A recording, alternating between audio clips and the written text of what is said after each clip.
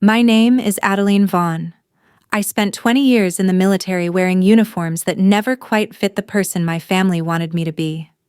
I've served in war zones most people can't pronounce, held dying soldiers' hands under foreign skies, and stood at too many funerals where no one remembered their names but me. But none of that prepared me for what happened the day I walked into court, when my own brother pointed at me across a polished courtroom floor and said, loud enough to echo, "She's a fake. She never served a day." I didn't respond. I didn't even blink. Instead, I reached into my briefcase and pulled out a folder I had carried for 2 years, waiting for the day I'd need to defend the life I lived in silence. My boots didn't click. My breath didn't catch. I walked forward and placed that folder on the judge's desk. The moment he flipped the first page, his brow darkened. Then came the sentence that silenced the entire courtroom. "No one move. Close the doors." And just like that, the courtroom was no longer a place for arguments. It became a battlefield. 2 military police officers stepped through the side entrance. Crisp uniforms, expressionless faces, controlled precision. My mother's lips parted, but no words came out. My brother's lawyer dropped his papers like dead leaves. And Malcolm, my brother, the same man who once gave me a medal made of cardboard when I came home from boot camp, now stumbled backward, pale and wordless. Me? I stood still. I didn't speak. Because I hadn't come to argue. I'd come to end it. All of it. I hadn't set foot in the Clearwater house in nearly a decade. The wood steps creaked beneath my boots as I climbed the porch. The same porch my father used to sweep every Sunday morning like it was a chapel. Salt still clung to the railings. The wind carried that familiar smell of seaweed and cold memory. And when I reached the door, I didn't knock. I just stood there, hand resting on the faded brass handle, staring through the slanted glass panel like I expected him to be on the other side, waiting with coffee and that half smile he reserved just for me. But he wasn't, and he never would be again. Inside, everything looked smaller than I remembered. The living room still wore the same deep green curtains my mother had fought him on in '97. The photos on the wall hadn't changed. My high school ROTC picture still hung crooked in the corner, slightly behind Malcolm's framed business degree and Marin's piano recital poster, a hierarchy, even in display. I dropped my duffel near the armchair and stood in silence. This was what he left me. Not the company, not the stock.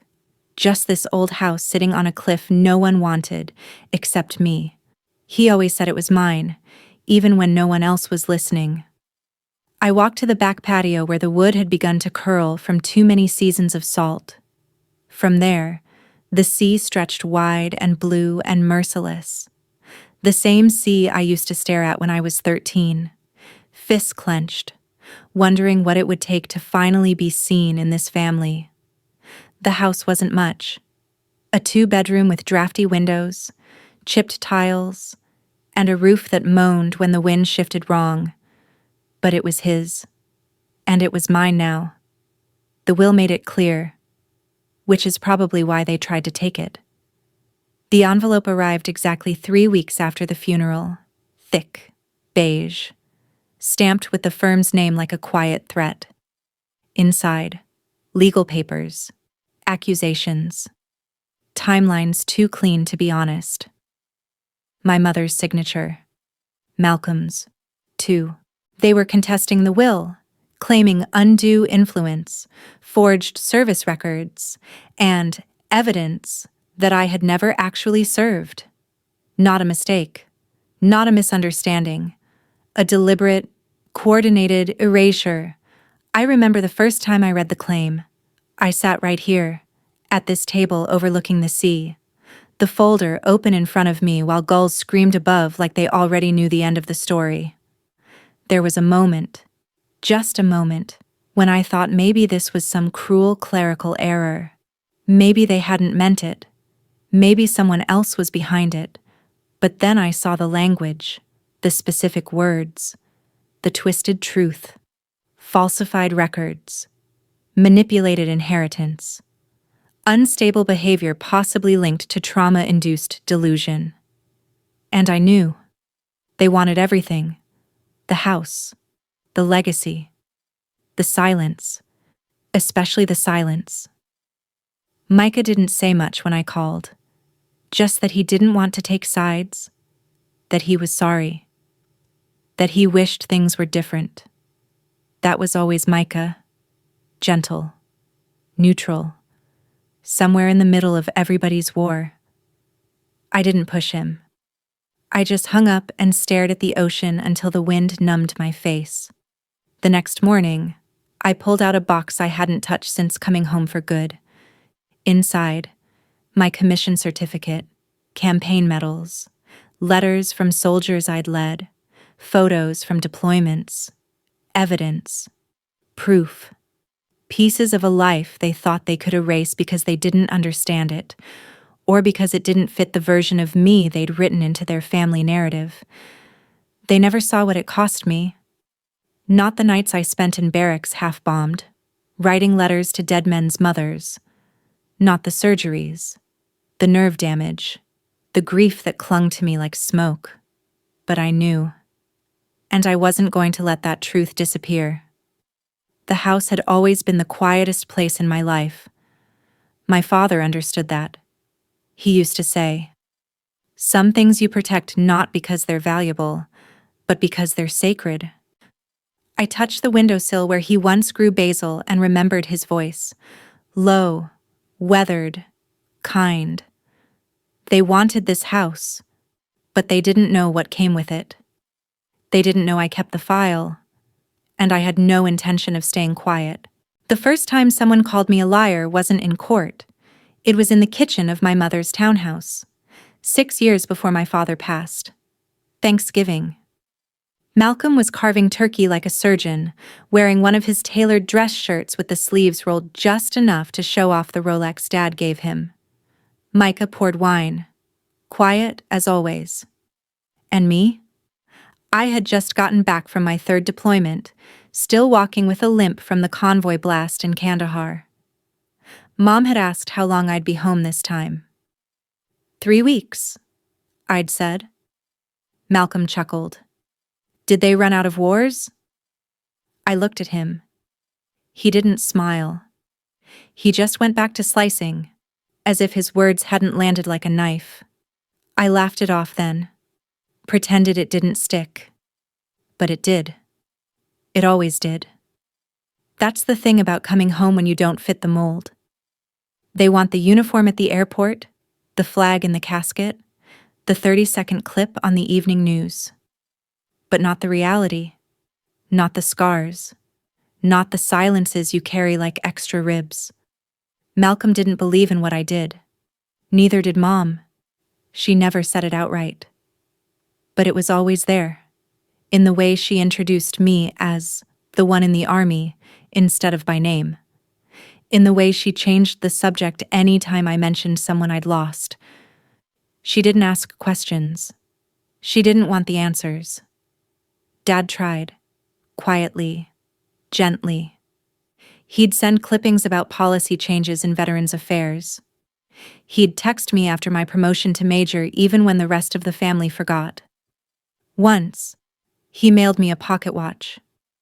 "For time you'll never get back," the note said. I kept it in my jacket pocket until the chain snapped. Now it stays in the drawer by my bed. Still ticking. The day he died, it was Micah who called. I was in Nevada, attending a trauma recovery program for female veterans. I don't remember the exact words. Just that Micah's voice shook more than mine. Dad went in his sleep. A heart attack. No drama. No hospital corridors. Just gone. The funeral was sharp-edged and shiny. Everyone dressed like it was a fundraiser. Malcolm spoke at the pulpit. Clean, polished, rehearsed. A visionary. A builder. A man who put legacy before self. I stood in the back, too far to see Mom's face, just close enough to feel the chill of being an afterthought. I flew back to Clearwater 2 days later, unlocked the front door of the Cliff House, and let the quiet swallow me whole. That was 6 weeks before the envelope arrived. At first, I thought it was some estate clarification. Dad had mentioned, offhandedly, that the house would go to me. No one else wants it, he'd joked over the phone. And you always did know how to sit still with the ocean. But the envelope didn't carry kindness. It carried accusation. The cover letter alone was enough to make my stomach turn. My mother and Malcolm had hired counsel to challenge the validity of Dad's will. They claimed I had influenced him unfairly during his final months. They cited behavioral instability, estrangement from the family, and doubtful military service records. They didn't just want the house, they wanted my identity. My first instinct was disbelief. This had to be a mistake. Someone in the legal firm got the names wrong. But the deeper I read, the more familiar the story became. Not because it was true, but because I recognized the tone. Malcolm's fingerprints were all over it. The strategic phrasing, the plausible deniability. The press releases already in draft form. He wasn't just trying to disinherit me. He was preparing to destroy me publicly. Micah came by a few days later, unannounced. He stood on the porch with his hands buried in the pockets of his fleece jacket, eyes on the floorboards. "They're serious," he said quietly. "I know," I replied. He didn't come inside, just shifted on his heels, avoiding eye contact like it burned. "I didn't know they were going to go that far," he added. "Sure you did," I said, not unkindly. He flinched, then nodded. Micah had always lived in the middle, not malicious, not brave, just suspended, like the houseplant that survives only because no one remembers to water it or throw it out. "Why now?" I asked. He looked up. "The board's reviewing succession plans. Malcolm wants full consolidation. The house isn't just sentimental, it's leverage." I nodded. It made sense. In the language of people like Malcolm, nothing is just anything. Everything has value. Everything has purpose. Even me, especially if he could twist the story enough to make me the villain. That night, I sat in the study where Dad used to grade papers. I spread out my service records on the table, deployment dates, promotion papers, medical assessments, letters of commendation, copies of the folded flag from command ceremonies. I held each one like a lifeline, but it wasn't enough. They'd already started planting seeds, doubtful articles, anonymous quotes from family sources, questions about inconsistencies in my VA records. I could see the trajectory. Soon, the whispers would get louder. The court date was set. 31 days. I had 4 weeks to decide. Fight the story, or let it become the only one people remembered. The next morning, I walked to the edge of the cliff. The sea was calmer than usual, but the wind still bit through my jacket. I closed my eyes and listened to the waves hit rock. I wasn't afraid of court. I was afraid of vanishing.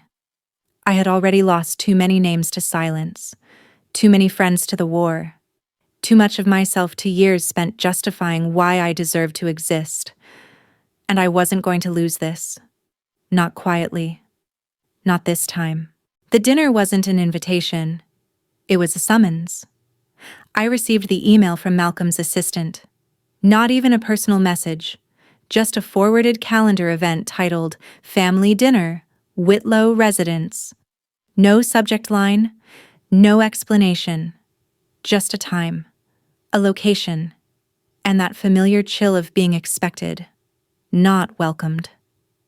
The Whitlow estate sat in the hills above San Rafael, gated, trimmed, postured. It had always looked like a catalog page trying too hard to impress. Dad hated it, Mom adored it. Malcolm redesigned it 3 times in 10 years, each more angular and austere than the last. When I pulled up the driveway, I hesitated before stepping out. I was still in my navy wool coat, hair tied back, plain and understated. I wore no uniform, no insignia, nothing to remind them who I had been for 20 years. They didn't want the soldier. They wanted someone to erase. The front door opened before I knocked. A housekeeper ushered me inside with a stiff nod. "They're in the dining room," she said. I could hear voices through the marble foyer. Laughter, silverware, the low hum of curated jazz. I walked in slowly. Malcolm stood at the head of the table, wine glass in hand. "Adeline," he said, smiling like we were about to toast an anniversary instead of dismantle a legacy. "Glad you could make it." Mom sat to his right, a string of pearls tight against her collarbone. Her lipstick was perfect, her eyes unreadable. Micah was on the far end, already seated, napkin in his lap, hands folded like a student waiting for permission to speak. "Sit," Malcolm said, gesturing toward the only empty chair, one that had clearly been chosen for me, placed just far enough to isolate, just close enough to observe. I didn't speak, just nodded and took my seat. Dinner was lamb, roasted vegetables, everything plated like a photo shoot. No one asked if I still had trouble with red meat after the second surgery. No one asked anything. Malcolm started talking about expansion plans for the hotel group. "We're in talks with a developer out of Aspen. Boutique ski resort. Target demographic. Upper millennials with disposable guilt." Mom laughed politely. "Oh, that's clever." Micah sipped water, said nothing. I stared at my plate. I didn't touch it. They talked around me, through me, like I was a seat warmer instead of a person. When they did look at me, it was with curated politeness, the kind reserved for former addicts at family reunions, smiles that didn't reach the eyes. Then Malcolm set his fork down. "So," he said, folding his hands, "we're all here. I suppose we should talk about it." I raised an eyebrow. "Talk about what?" He smiled, as if the question was naive. Mom placed her napkin on the table, folded neatly like the flag they said I didn't deserve. "Your response to the petition," Malcolm said. "We thought it might be better to have a civil conversation before things become unnecessarily public." Micah shifted slightly. His eyes flicked toward me and then away. I leaned back. "The petition that says I faked my service? That I manipulated a dying man to change his will? That one?" Malcolm didn't flinch. "We're just seeking clarity. The language was legal, not personal." "Nothing about this is legal," I said. "It's cowardly, and it's dishonest." Mom sighed, not dramatically, just enough to signal fatigue. "Adeline, you've always had a complicated relationship with this family. You chose a different path. We respected that." "No, you tolerated it in silence," I replied, "because it kept me out of the photos." Micah coughed softly, more reflex than protest. Malcolm's jaw tightened. "This isn't about history. It's about Dad's estate." I narrowed my eyes. "He left me the house. He told me he would. Years ago." "Yes." "Well," Malcolm said, tilting his head, "there are questions as to his state of mind in those final months. Things were chaotic." "You mean inconvenient?" I said. Mom spoke again, her voice low. "The family has worked very hard to build something lasting, and it's dangerous, unfair, to let sentiment disrupt that legacy." I looked at her then. Really looked. She wore grief like a brooch. Fashionable, expected, shallow. I wondered if she'd cried at all. I doubted it. "You want the house," I said flatly. "Because it's symbolic. Because you don't want people to ask why he gave it to me and not to the golden sun." Malcolm chuckled, but there was no humor in it. "Adeline, this doesn't have to be adversarial. If you just step aside, we can discuss alternative arrangements. You'd be compensated." I blinked. "You want to buy me off? I'm offering a graceful exit." "No," I said, standing slowly. "You're offering a bribe wrapped in guilt and calling it family." Micah stood too, startled. "Adeline." I looked at him. "Did you know? About the petition?" He hesitated, then nodded once. That was the worst part. Not the betrayal itself, but the familiarity of it. How well it fit. Like a jacket you've outgrown but still remember how to wear. "I see," I said. Micah looked down. I pushed the chair back, letting the wood scrape against tile. "Thank you for dinner," I said quietly. "But if this is what legacy looks like, you can have it." And I walked out. Not angrily, not dramatically, just with purpose. The night air outside was sharp, almost surgical. The wind pushed hard against my coat. I kept walking until I reached my car. I didn't look back. Inside the glove compartment was the flash drive Micah didn't know I had. Not yet. It hadn't come from him. Not directly. But it would. I just hadn't asked the right questions. I used to think silence was neutral, that if I stayed quiet long enough, the storm would pass over me instead of through me, that if I smiled politely, made myself small, earned enough, served enough, endured enough, eventually, I would be allowed to belong. I stopped believing that the night I was 10 years old and asked my mother why she never framed my science fair ribbon. She was standing at the kitchen sink, washing wine glasses from one of Malcolm's school award dinners. Her hands moved slowly, rhythmically, like she'd done this her entire life. Without turning around, she said, "Because it's just paper. Adeline, you shouldn't cling to things that don't matter." I remember holding that ribbon for hours afterward, fingers rubbing the frayed edge, trying to convince myself it really didn't matter. But it did. It always had. I was the middle child.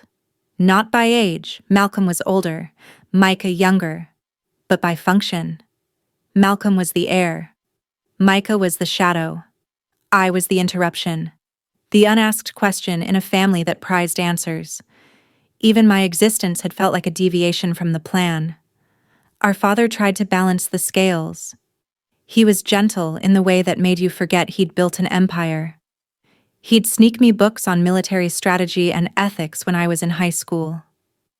Left small notes in margins. "You're not wrong to want different." Duty isn't always loud. But love from one parent doesn't cancel the absence of another. My mother measured success in appearance. Malcolm fit the mold. Handsome, ambitious, well-spoken. He mirrored everything she admired. He knew how to enter a room and fill it. I knew how to study a room and disappear inside it. I used to sit in the hallway outside the formal dining room when Dad had business guests. He let me, said I could listen if I didn't interrupt. I'd press my ear to the wall, scribbling notes about mergers and margins I didn't understand. I wasn't interested in business. I was interested in power. Not in having it, but in understanding how people held it, lost it, faked it. Looking back now, I realize that was the beginning of it all. The sense that power wasn't just something you inherited. It was something you navigated like terrain. Something you learned to survive in, the way soldiers survive in war zones. And in my family, power lived in suggestion, not declaration. When I told them I was enlisting, I expected resistance. I didn't expect erasure. Mom cried. "You're throwing your life away." Malcolm laughed. "You'll be back in 6 months." Micah said nothing, just slipped me a $100 bill and told me to stay safe. They didn't come to my basic training graduation. Dad did. He wore a suit and carried a thermos of terrible coffee and stood in the back like he didn't want to make a scene. When I hugged him afterward, he didn't say he was proud. He didn't have to. He just said, "You didn't blink." And I didn't. Not then. Not ever. War changes you. Not just in the obvious ways, the injuries, the nightmares, but in how you see silence. Out there, silence is survival. You learn to move without sound, to read what isn't spoken, to wait. And when you come home, that instinct doesn't leave. It lingers. Which is why I didn't react when the rumors started, years before the lawsuit. At first, they were just offhand comments. A cousin asking why my photos looked different from what she thought a base should look like. A neighbor saying she didn't know women were allowed to lead like that. A friend from high school sending me a screenshot of an anonymous forum post, questioning if I had exaggerated my deployment role. I brushed it off. I had medals, orders, files. But silence works both ways. It's how truth gets stolen. And my family knew how to use silence like a scalpel. When Dad died, I thought the house might serve as a kind of peace offering. Not because I needed the property. I didn't. But because he'd made it a place where I was allowed to be whole, not performative, not tactical, just Adeline, Malcolm. Of course, didn't see it that way. To him, the house was an asset, and to a man like him, anything with value must be either owned or destroyed. That's when the file began to matter. It wasn't just paperwork. It was narrative armor. A defense against a family that had decided to redact me. A lifetime of documents, photos, field reports. But more than that, it was the names of those who'd served beside me, who'd bled beside me. Names my family would never know, because they never asked. And the more I sifted through those files, the more I realized the pattern. This wasn't about inheritance. Not really. This was about removal. I wasn't meant to win this. I was meant to vanish. Quietly, respectably, without scandal. Let Malcolm reshape the story. Let Mom bury me under etiquette and optics. Let Micah look away. But they'd underestimated one thing. I had nothing left to protect but the truth. They had reputations. I had receipts. That weekend, I dusted off the chest in Dad's study, the one with old journals and estate planning notes. I found scribbled outlines in his handwriting, sketches of potential property divides. Beside my name, in the margins. Always thought she'd need this more than the boys. Not because she can't earn, because she's the only one who won't sell it. I sat with that line for a long time. It didn't feel like validation. It felt like clarity. He knew them, and he knew me, which meant this fight wasn't mine alone to finish. It was one he started, quietly, thoughtfully, in the same way I would. And suddenly, I stopped being afraid. Not of court, not of scandal, not of Malcolm. Because when you've already been erased once, the second time doesn't scare you. It just confirms who's holding the pen. The envelope was heavy, not in weight, but in consequence. I found it resting against the door of the Cliff House when I returned from a morning walk. Brown legal paper, my name typed in all caps, no return address. But I didn't need to guess. I already knew where it came from. That was the thing about growing up in a family that never raised their voices. They learned to weaponize paper instead. Inside, 32 pages of litigation, filed jointly by my mother and Malcolm Whitlow. They weren't just contesting the will, they were accusing me of fraud. According to their claim, I had fabricated my military service, manipulated my father during his final months, exploited his emotional fragility to secure the deed to the Clearwater house, and, perhaps most offensive of all, defrauded the federal government by collecting benefits I had no right to receive. The language was brutal in its precision. Every paragraph bled with implication. Every footnote was a scalpel angled to cut beneath the surface. There were photocopies of questionable documents, statements from carefully chosen witnesses, excerpts from my social media that, taken out of context, could almost suggest duplicity. I didn't cry. I didn't scream.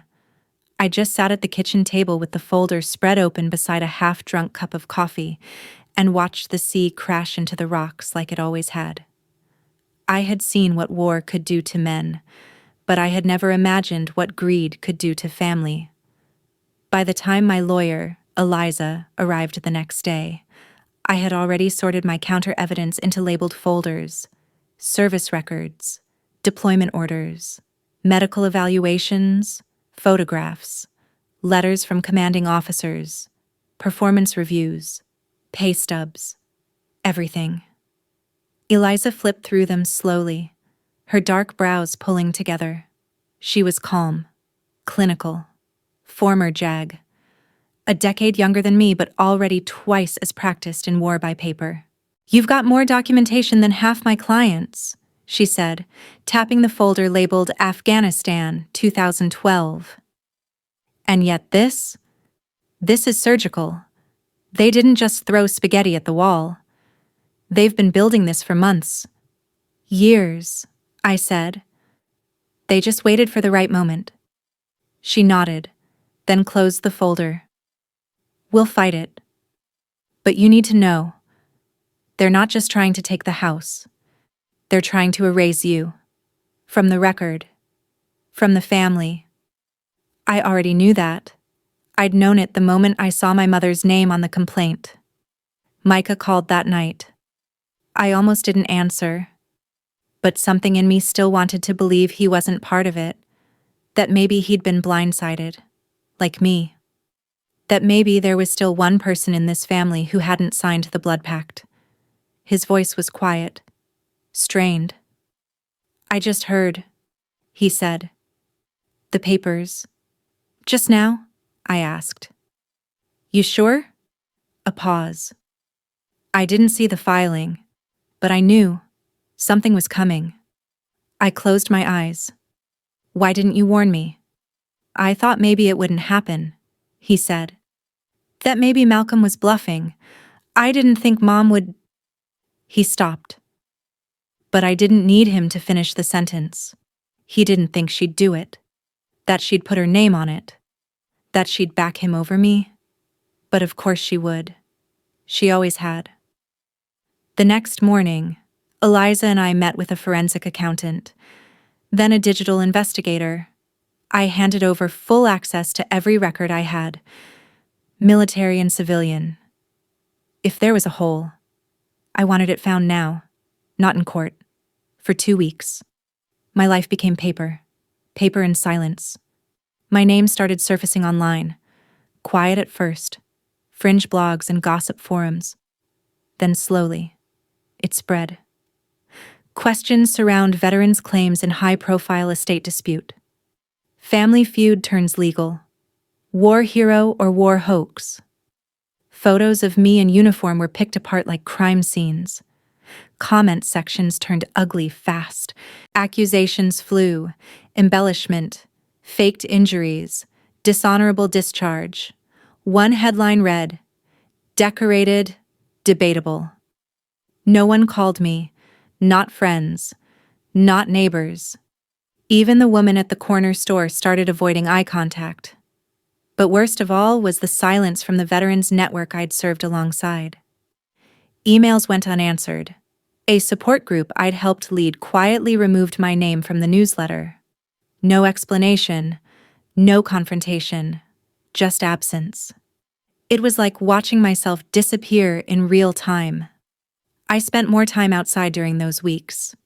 Gardening, repainting the porch railings, anything to keep my hands moving. There was a calmness in the ritual of labor, in digging into soil instead of court filings. But underneath, the fury was growing, because this wasn't just defamation, it was desecration of memory, of service, of the lives I'd carried with me long after the medal stopped shining. Then one evening, after Eliza had left and the house had gone still, I opened the bottom drawer of my father's old roll-top desk. It was something I hadn't touched in years. A locked metal box I used to stash my journals in back when I still believed in writing things down. Inside, among the journals and old training badges, was a photograph. It was me, 24 years old, boots caked with desert dust, arms wrapped around two members of my unit. One of them was gone now, killed in Mosul.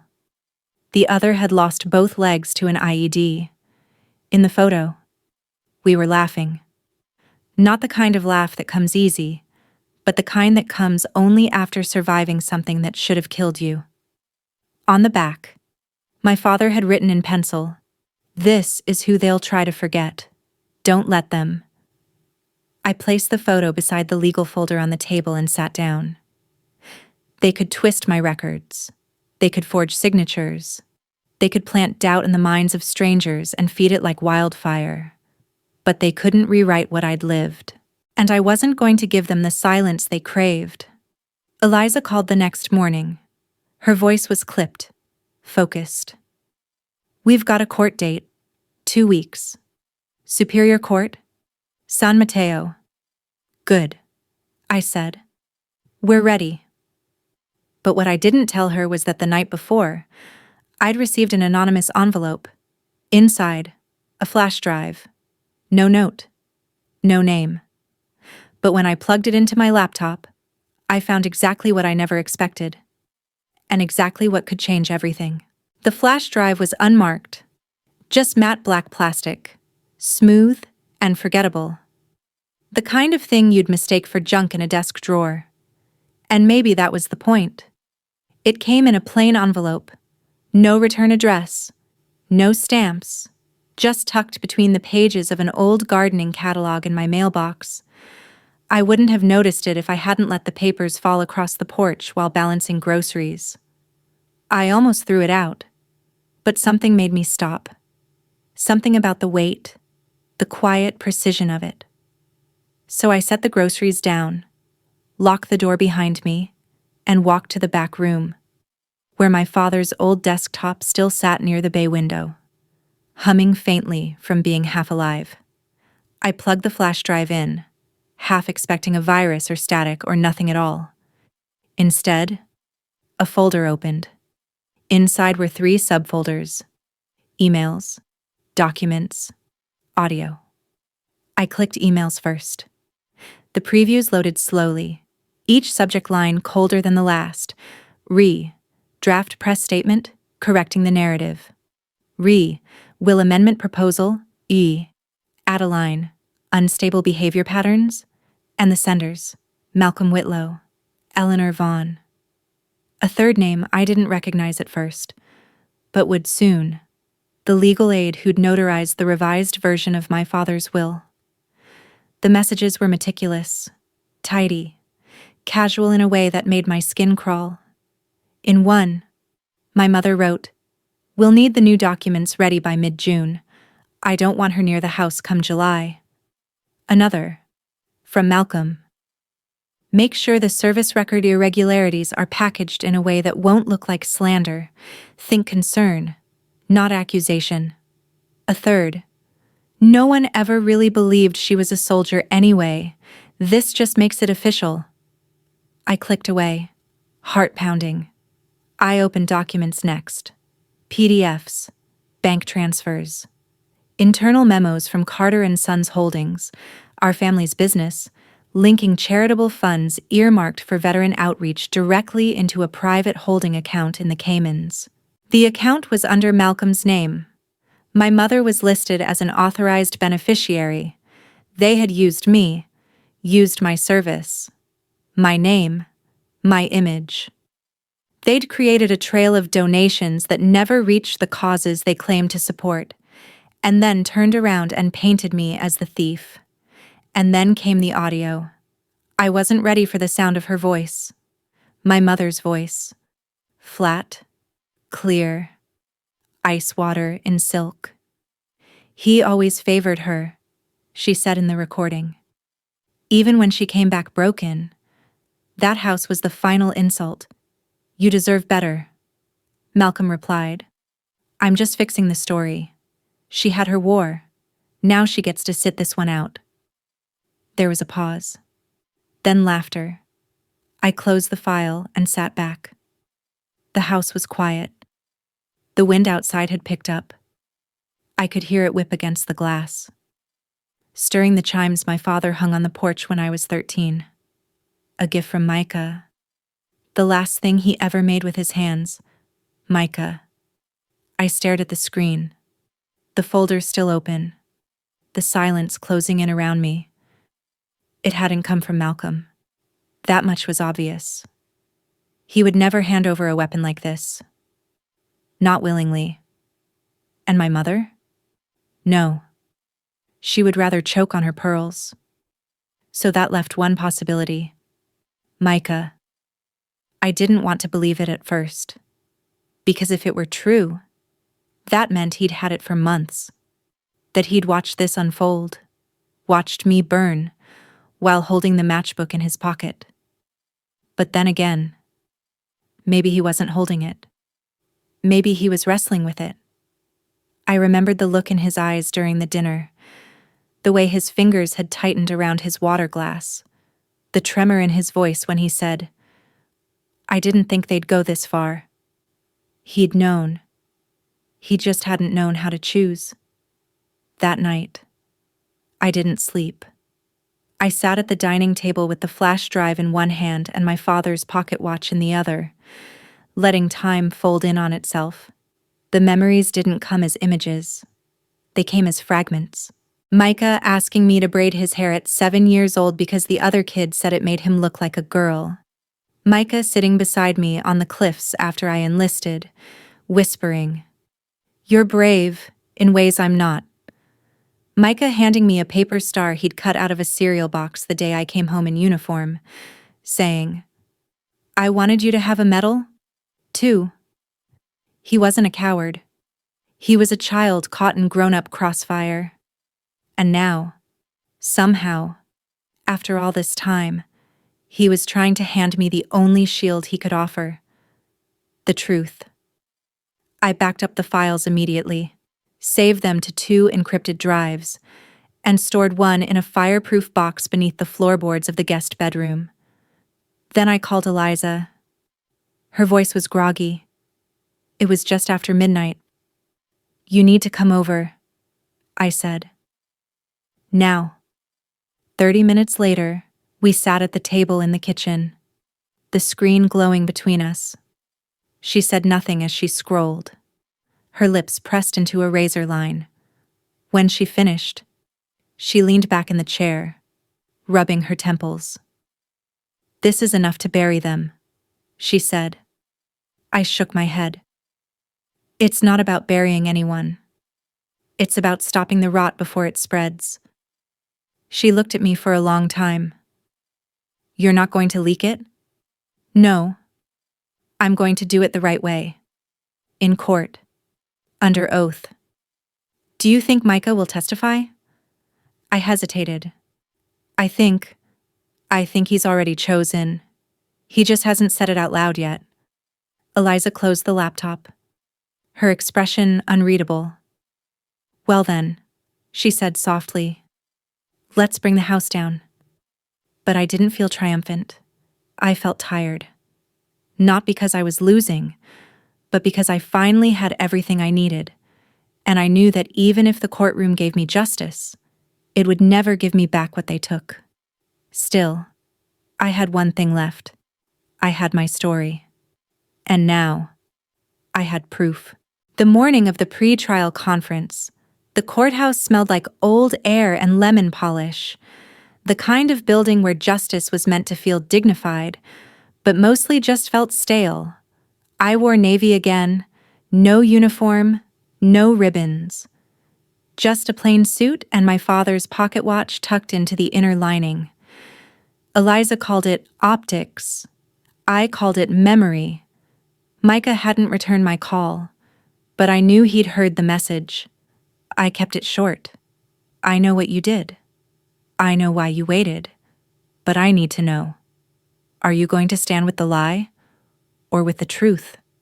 He didn't answer. At least, not directly. But when I stepped into the courtroom that morning, I saw him. Second row, gray sweater, too thin for the season, hands clasped in his lap. Face pale, eyes unreadable. Malcolm stood with his attorney at the plaintiff's table, perfectly composed, hair trimmed to executive sharpness, a charcoal three-piece suit so aggressively tailored it looked like it could cut. His eyes flicked to me once, impassive, unreadable. I didn't look away. I didn't offer a smile. Mother sat beside him. She wore black, like she was attending a funeral. Maybe she was. Not Dad's. Not mine. Her own. The judge entered. Gavel down. Ms. Vaughn, he said, adjusting his glasses. We'll begin with your response to the complaint. Eliza stood. What followed wasn't a speech. It was a quiet dismantling. She began with my military service. Certified. Notarized. Backed by decades of records.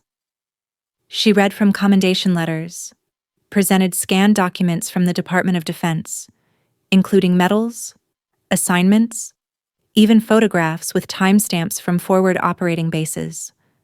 She presented evaluations from superior officers, handwritten notes calling me decisive under pressure, mission-driven, dependable under fire.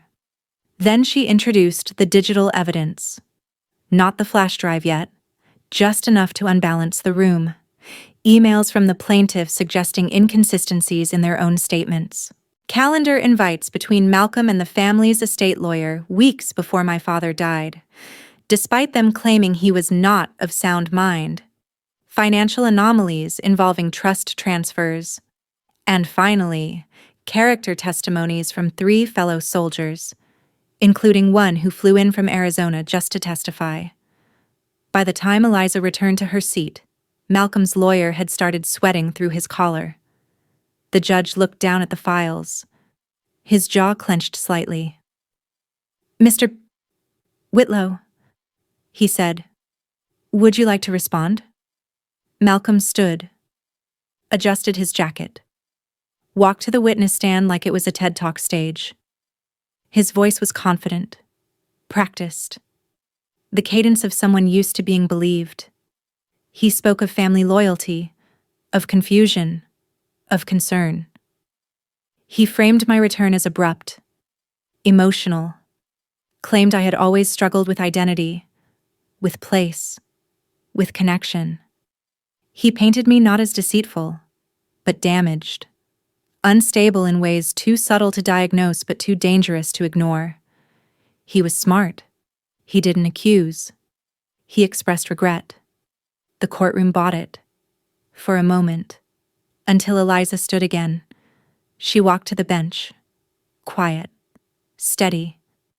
Your Honor, she said. We request permission to submit an additional piece of evidence into the record. It directly pertains to both the inheritance dispute and the accusations made against my client. The judge nodded. Proceed. She turned to me. I rose. Picked up the tan folder I had held on my lap the entire morning. Every eye turned as I walked, measured, deliberate, to the judge's bench. The weight in my hands wasn't paper. It was every mile I'd walked in silence. I set the folder down. The judge opened it. Began flipping. 3 pages in. He stopped. His brow furrowed. His gaze flicked up. He didn't say a word at first. Just sat back. Exhaled. Then he looked over the rim of his glasses and spoke. Slow and clear. This court will recess for 10 minutes. He turned to the bailiff. Secure the doors. No one leaves the courtroom. A murmur swept the room. Malcolm's lawyer stood halfway, confused. Then the side doors opened. 2 uniformed military police officers entered. One moved to the back. The other stepped forward to the judge's bench. Mother gasped. Just once. Micah dropped his head into his hands. Malcolm said nothing. Just stood there, jaw tight, hands clenched at his sides, watching everything he had built begin to splinter. The judge handed the folder to the officer. His voice was steady. This evidence contains multiple federal violations, including fraudulent use of military imagery, forgery of estate documents, and deliberate misappropriation of charitable funds connected to veteran initiatives. He paused, then added, all allegedly executed by the plaintiffs, Mr. Whitlow and Mrs. Vaughn. Malcolm's lips parted, ready to argue, but no sound came out. Mother stared straight ahead, unblinking. And me? I didn't move, because this wasn't the climax. This was the correction. The quiet return of gravity to a world that had been spinning wrong for too long. The judge turned back to the courtroom. This court is now in possession of material evidence warranting immediate criminal investigation.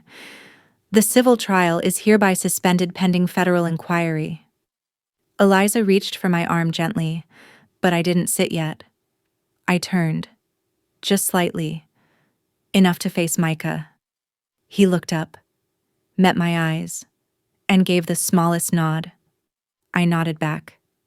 That was all. When I returned to my seat, the air felt different, not lighter, but cleaner, like the moment right after a storm hits, but before you've gone outside to assess the damage.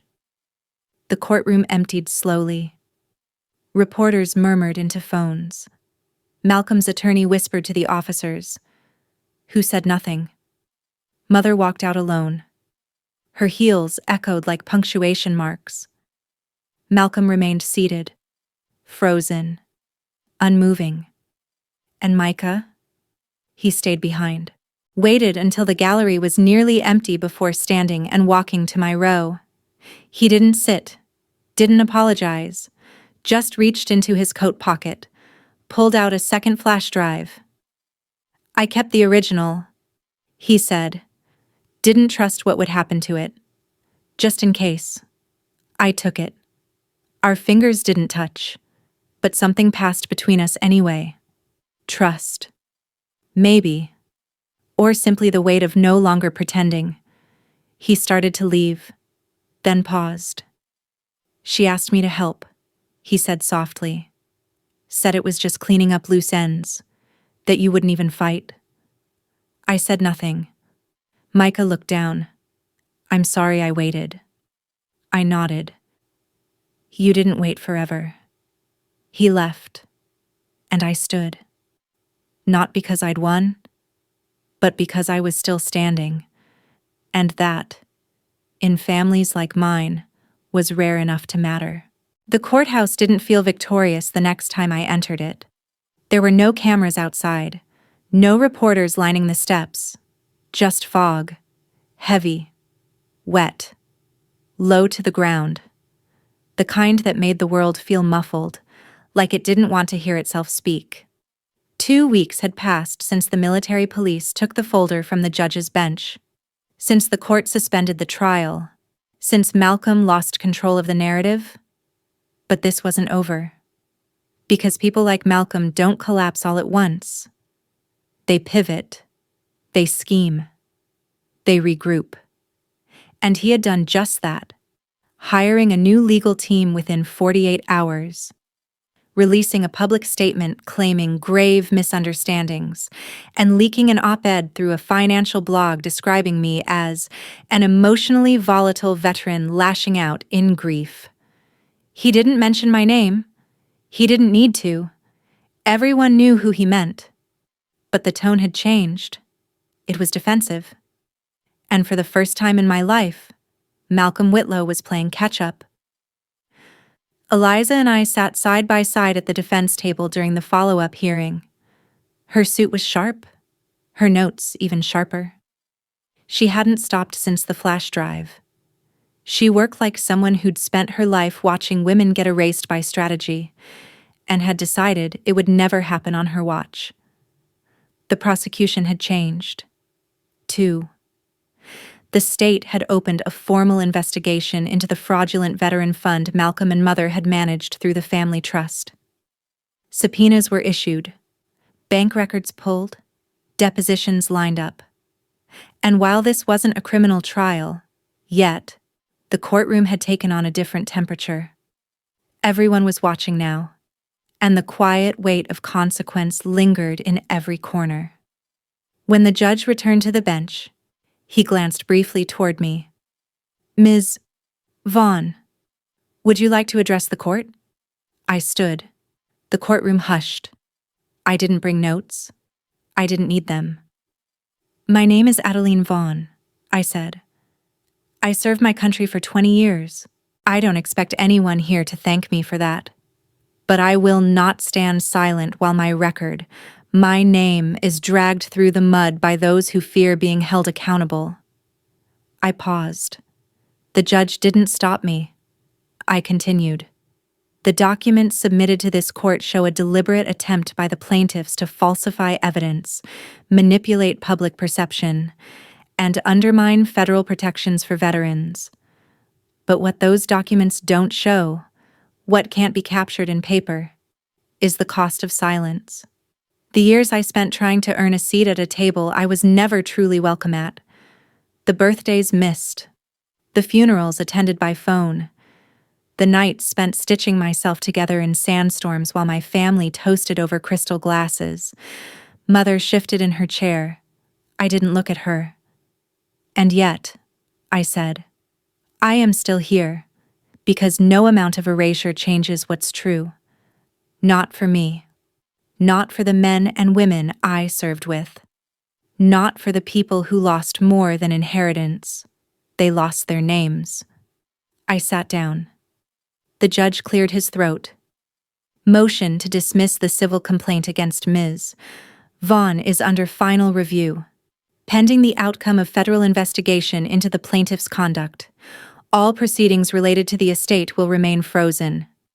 He banged the gavel once. The hearing was over.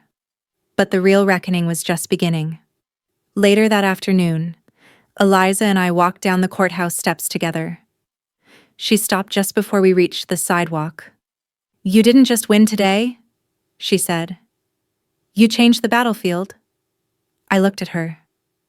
"That's not what I came here to do." "No," she said, "but you did it anyway." We parted ways at the corner. I didn't go home right away. I drove to the Cliffside Cemetery instead.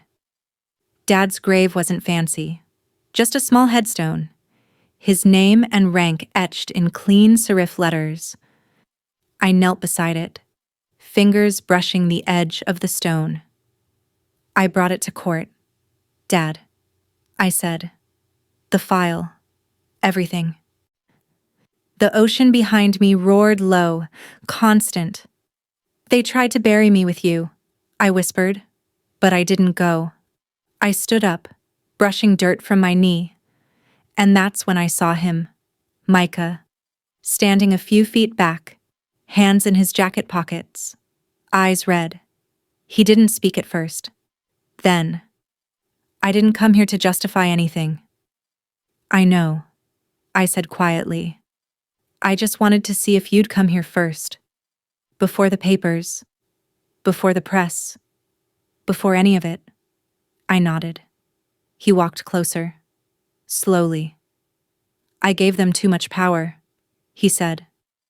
I thought staying neutral would protect me, but it just made me complicit. You were scared. He nodded. Still am. I let silence stretch between us.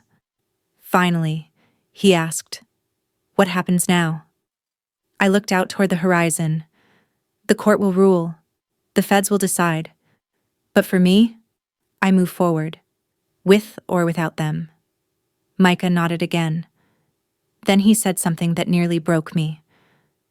Do you think he'd be proud of how I handled it? I looked at my brother, the boy who once asked me to braid his hair, the man who watched me fight alone, and said softly, I think he'd be proud that you stopped running. He exhaled, then turned and walked back toward his car. He didn't look back, but this time, I didn't need him to, because this wasn't about waiting for someone to come around anymore. It was about walking out of the courtroom with your name intact. And for the first time in years, mine was. The courthouse felt different the day of the final ruling. Not heavier, just stiller, like a breath held too long. Outside, the clouds moved slow and low over San Mateo. Everything looked silver, almost sterile, as if the world was waiting to be wiped clean. Inside, the hallway buzzed softly with footsteps, coat fabric, the low hum of vending machines no one ever used. I walked it alone. No cameras this time, no press, just court personnel, a clerk who nodded at me with quiet recognition, and the familiar creak of the wood-paneled door opening to Department 4. Eliza was already seated. Her notes were neatly stacked. No laptop, no theatrics. Just 2 pens and a copy of the final evidence submission she'd sealed herself. Across the aisle, Malcolm. He sat flanked by 2 defense attorneys I didn't recognize. Young, sharp, expensive. His posture was perfect, as always. But the tension in his shoulders gave him away. Mother wasn't there. She'd claimed a medical exemption. Stress-related migraines. The judge allowed it. Micah was second row again. Same sweater. Same stillness. But his eyes, this time, didn't dart away when I looked at him. The judge entered. He was methodical, slow in his movements, but his eyes were sharp, like someone who'd seen too many families turn courtrooms into battlegrounds. He cleared his throat once and began. This court has reviewed all submitted documentation, digital and physical, pertaining to the estate of Colonel Franklin Vaughn. The complaint filed by the plaintiffs, Mr. Malcolm Whitlow and Mrs. Eleanor Vaughn, alleging fraudulent manipulation of said estate by the defendant, Ms. Adeline Vaughn, has been thoroughly examined in both civil and preliminary criminal context. He paused, let the weight of the words settle, then continued. Upon review of certified service records, official correspondence, corroborating witness testimonies, and audio recordings obtained legally and entered into the record, this court finds no evidence supporting the plaintiff's claim that Ms. Vaughn falsified her military service, nor exerted undue influence over her father during the estate revision process. I didn't move. Not yet. The judge turned a page. Furthermore, the court has determined that the plaintiffs engaged in a deliberate attempt to manipulate public and legal perception through the submission of falsified documentation and defamatory materials. These actions have been referred to the State Attorney's Office for further review under Penal Code violations relating to fraud, forgery, and conspiracy to defame. A rustle from Malcolm's attorneys. One leaned in to whisper something. Malcolm didn't respond. The judge looked up. In accordance with Colonel Vaughn's will, the property at Clearwater Bluff is to remain in sole possession of Ms. Adeline Vaughn, as intended and recorded. There it was. Clean. Clear. Legal. But not vindictive. Just true. And that, somehow, was enough. The judge continued, but I only half heard the rest. Something about sanctions, legal costs, a recommendation for further inquiry by federal investigators. But my body had already begun to relax, just slightly, like a steel beam inside me had finally lowered. And then he said the line I'd waited 6 months to hear. This court recognizes Ms. Vaughn's service record as authentic, commendable, and formally honored by the United States Armed Forces. This case is now closed. The gavel dropped. That sound, it didn't echo. It settled. Like earth covering a grave. Eliza touched my arm gently. We did it, she whispered, but I shook my head. No, I said softly.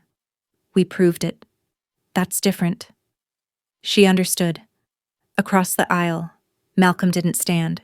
He just sat there, frozen. The attorneys beside him whispered again, but he stared forward. Not at the judge, not at me, at the bench. Like he still couldn't believe that power, his power, had slipped from it. Micah stood. He didn't come to me. Not yet. But his eyes said what his voice never had to. I believe you. I believe you now. I stepped out into the cold afternoon light. No victory music. No applause. Just wind. And salt air. And the long stretch of silence after the truth has been spoken out loud. Later that evening, I returned to Clearwater Bluff. I walked barefoot through the rooms, pausing at thresholds. The guest room still smelled faintly of lemon polish. My father's books, military strategy, 19th century poetry, and volumes of handwritten notes lined the oak shelves like sentries. I opened the window in the study. The sea was restless tonight, loud, insistent. A sound I had once hated for its reminder of everything I couldn't control. Now, it felt like something else. Not chaos. Just truth. Moving. I lit the fireplace and sat with a glass of black tea, letting the crackle of flame fill the space between memory and relief. Then I opened my laptop and clicked on a folder I hadn't touched since the trial began. Testimony. Personal. It was something Eliza had suggested I write. Just in case. For the press? For the record. Maybe even for healing. I had written it in one sitting, but never submitted it. Now, I opened it again and read the first line aloud to no one. I never wanted to be a symbol. I only ever wanted to serve. But when my own family tried to erase the life I built, when they said I was a ghost, I realized something. Ghosts don't speak, but I still could. I closed the file, then clicked Upload.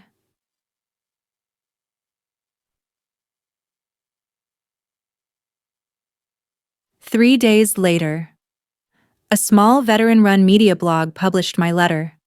By the end of the week, it had been picked up by 3 national outlets. The emails started trickling in, not from strangers, but from soldiers, from nurses, from quiet people who had once been silenced, too. Some were short. You spoke for me. Thank you. Others longer. My mother told me to never talk about my PTSD, said it made the neighbors uncomfortable. But reading what you wrote, I cried for the first time in years. And one, from a young lieutenant I'd trained a decade ago. I always wondered why you never came to the retirement dinner. Now I know. And I'm so damn sorry we weren't louder for you. It wasn't vindication. It was connection. And that, I think, mattered more. The final letter came a month later. It was handwritten. No signature. The envelope was postmarked from Chicago. Inside, one line. She made us lie. I'm sorry. I hope you plant something in that house. something that grows. I didn't need a name. I knew it was from one of Mother's old aides, one of the people caught in her machinery, quiet foot soldiers in a war they never wanted to fight. I folded the letter and slipped it into a drawer. Then I went outside, and I planted lavender, rows of it, along the edge of the bluff. Something that could grow, even in wind, even after fire, because legacy isn't what they leave you, it's what you build when no one thinks you can. And that house, it still stood, not because it was protected, but because I stayed. Conclusion. The house at Clearwater Bluff didn't change overnight. It creaked the way old houses do, like it held memories between the beams. The salt still crusted the windows. The steps still groaned under my boots. But something had shifted. Maybe it was me. Maybe it was knowing I didn't have to prove my presence here anymore. I didn't renovate. Not yet. I painted. I scrubbed. I removed the dusty drapes and let the light in. I left the guest bedroom untouched, floorboards concealing the fireproof box with the second flash drive. Just in case. I didn't throw away my father's records, but I did reorganize them, stacked according to campaign, decade, significance. Not because I was trying to be sentimental, because I was claiming what was mine. One shelf in the study I left empty. A quiet place. For what comes next. 2 weeks after the final ruling, Micah returned. I found him waiting at the foot of the cliff path, wearing a denim jacket too thin for the breeze. His hands were shoved into his pockets, the way he used to do when he was 11 and lying about eating the last piece of pie. "Didn't know if you'd want to see me," he said. I shrugged. "Didn't know if you'd want to be seen." He looked down, then back up. "I came to apologize." "You already did," I replied. He shook his head. "Not for that. Not for the court. For before." We walked the gravel trail in silence, the smell of eucalyptus rising from the trees nearby, that sharp medicinal scent Dad used to say could wake the dead. Micah was slower now, not just in pace, but in presence. Like life had sanded down the sharp edges, and all that remained was the core. "I was scared," he said. "Not of you. Of them. Of what it would mean if I believed you, and not her. If I let go of the version of family I thought I had." "You don't owe me reasons," I said gently. "No," he said. "But I owe myself truth." We reached the edge of the bluff. The sea spread beneath us like something endless. The light had that golden tint. Sunset just starting. Sky pulled tight across the water. He pointed toward the horizon. "Dad used to say the ocean was the only thing bigger than her ego." I laughed. Not loud, but real. "He also said it was the only thing that could teach you patience," I added. Micah turned to me. "Do you think he knew? What she and Malcolm were doing?" I hesitated, then nodded. "I think he knew parts. And I think he left the house to me because of that. Not to reward me. To protect something." "What?" "Whatever decency was left." Micah looked away. "I didn't protect it," he whispered. "You did," I said. "You just waited too long." He nodded slowly, then reached into his pocket, pulled out something small, a key. "I went through her boxes," he said. "After the ruling, found this taped to the inside of a photo album, labeled for emergencies. It opens a lockbox at the bank. I haven't gone yet. Figured. Maybe you should." I took it. Not from guilt. From gravity. That key had weight. Not in ounces. In lineage. We didn't say goodbye. We didn't hug. Micah turned and walked back down the path as the sun dipped lower, and I stood there, the key cold in my hand. the wind pressing against my collar.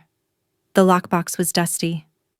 The bank manager hesitated when he read the signature card. Adeline Vaughn? But he didn't ask questions. Inside, I found a gold bracelet I hadn't seen since I was 14. An old letter from my father to my mother, never sent, dated 4 years before he died. And a photograph. The bracelet was engraved, "To my daughter, the brave one." Not my name. Just that. The letter was brief. "You've always wanted Adeline to be smaller, but some things don't shrink. They outgrow their cages. That's not her fault. It's yours for building them. F." I closed the letter gently, and then the photograph. It was me. In uniform. Not posed. Not from a ceremony. Just a candid shot. Sand in my hair. Laughing at something off frame. A hand raised mid-gesture. Micah must have taken it. Or one of the guys from my unit. On the back. In handwriting, I recognized instantly. "You came back anyway." No signature. But it didn't need one. I put the letter and photo back into the envelope, left the bracelet in the box, walked out lighter. I never told anyone what was in that lockbox. Not even Eliza. She moved on to another case, something about housing discrimination in Sacramento. We keep in touch. She sends postcards, never emails. She says paper carries weight. She's right. That spring, I taught myself to garden properly. Not just lavender, tomatoes, rosemary. A fig tree that leaned too far until I built it a brace. I hosted a gathering in June, nothing formal. Just people who'd served, neighbors. A few friends from college who had reached out after reading the blog post. No one mentioned the trial. They didn't have to. We sat around the fire pit and told stories that didn't need facts. Just honesty. Mother never called. But she mailed me a letter. Short. Terse.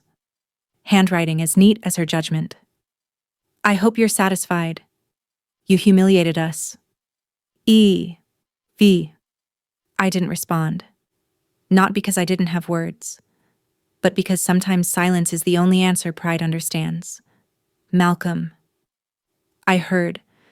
Took a job overseas. Something corporate, far from the public eye. Micah told me he sold the house in town. Didn't say goodbye. I let that be. Let the story end. Not with confrontation, but with absence. Sometimes, that's all that's left when the curtain falls. One morning in early July, I stood barefoot on the porch with my tea. The sea was quiet.